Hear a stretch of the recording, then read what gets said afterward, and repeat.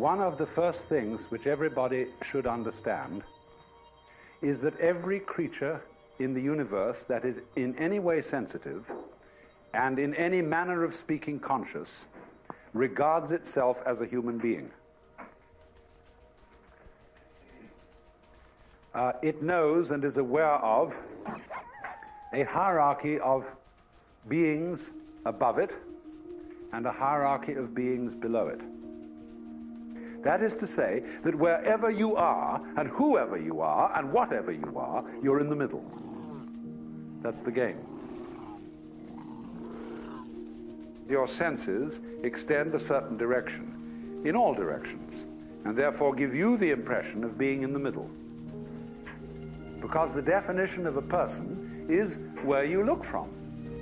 Now, everything in the world feels like that. And also it has its own kind. You see spiders and hydras and sea urchins and so on don't look very natural to us. We say, well, I wouldn't want to look like that. But they say when they see us, well, what kind of an awful thing is that? And what a lot of nonsense it does. Now, we come here right at the start to an extremely important principle, which is the different points of view you get when you change your level of magnification. That is to say, you can look at something with a microscope and see it a certain way. You can look at it with the naked eye and see it in a certain way. You look at it with a telescope and you see it in another way. Now, which level of magnification is the correct one? Well, obviously, they're all correct, but they're just different points of view. When we examine our bloodstreams under a microscope, we see there's one hell of a fight going on. All sorts of microorganisms are chewing each other up. And if we got overly fascinated with our view of our own bloodstreams in the microscope, we should start taking sides, which would be fatal, because the health of our organism depends on the continuance of this battle. What is, in other words, conflict at one level of magnification is harmony at a higher level. Now, could it possibly be, therefore, that we, with all our problems, conflicts, neuroses, sicknesses, political outrages, wars, tortures, and everything that goes on in human life, are a state of conflict which can be seen in a larger perspective as a situation of harmony? Every minute little fruit fly or gnat or bacterium, I will go so far as to say, is an event upon which this whole cosmos depends. This thing goes both ways.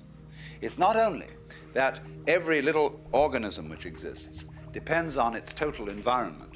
The reverse is also true, that the total environment depends on each and every one of those little organisms.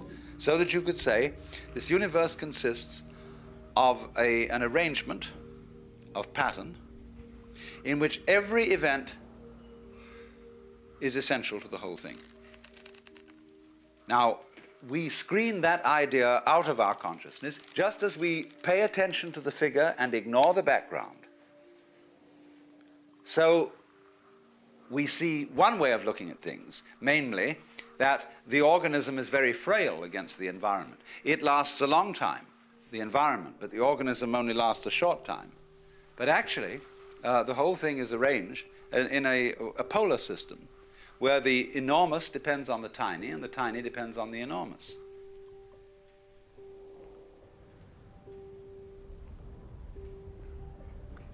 When you came into this world, there gradually arose into being the sensation of I. And it stays there a while, it goes through a development, and then it drops off. But all the time, everywhere, there are other I's starting up. See? Whether they be human, animal, anything you like. They be in other galaxies, etc. Always, they're starting up. Now, you would say there is no connection between them. No, in the same way, there is no connection between the molecules in your hand. And yet you say it is a hand.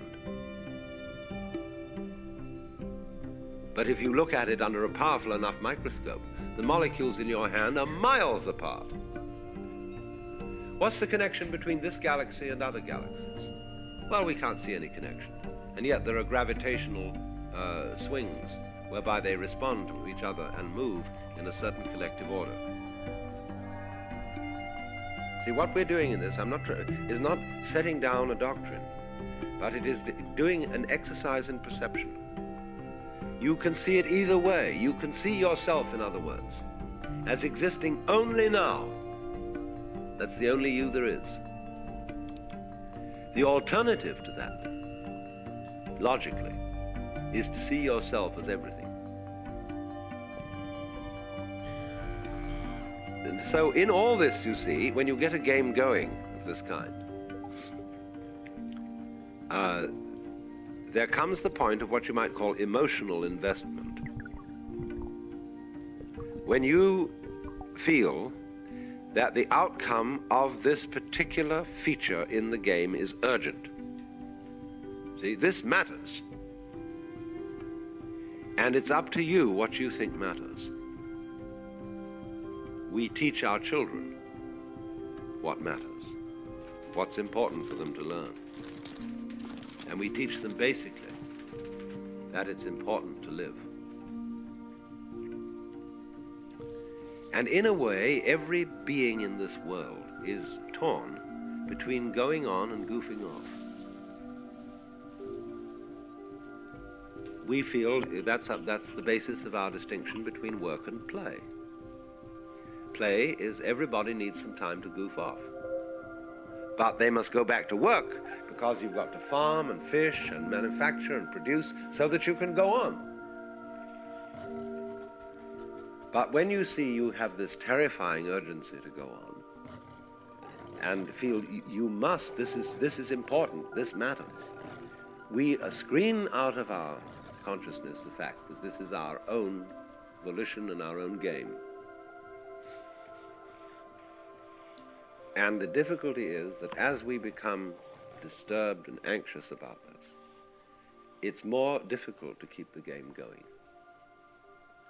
In proportion as we are frightfully concerned to survive, we start fighting other people. We start clobbering our neighbors and whatever it is, all the old fights start. And it is these fights which, more than anything else, at the moment, you see, are endangering the entire human project. But all based fundamentally on the illusion that it's utterly important that we survive. But you see, in all this, what underlies is the illusion that I am going on, that I constitute a real continuity from this moment to the next moment, to the next moment, to the next moment. What are you afraid of losing when you die? Yes, everything that you've acquired as an individual and stored in your brain is dissolved and distributed. But at the same time, it is equally obvious that when you die, there won't be, following the moment of death, everlasting nothingness.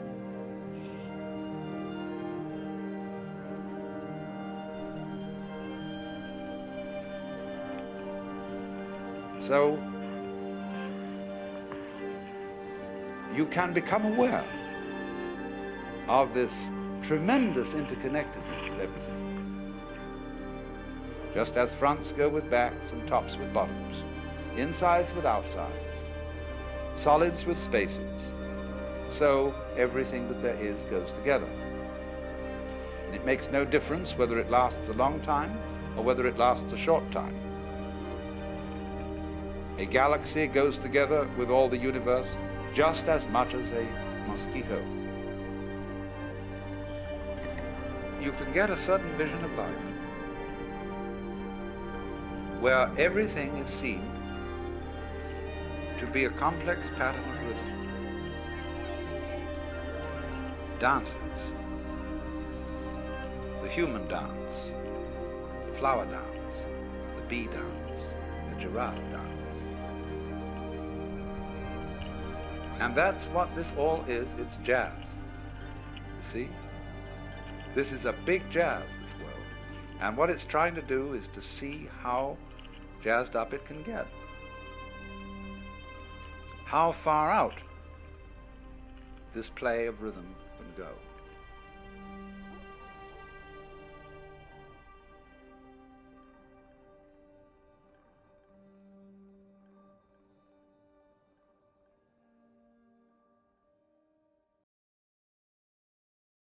PlayStation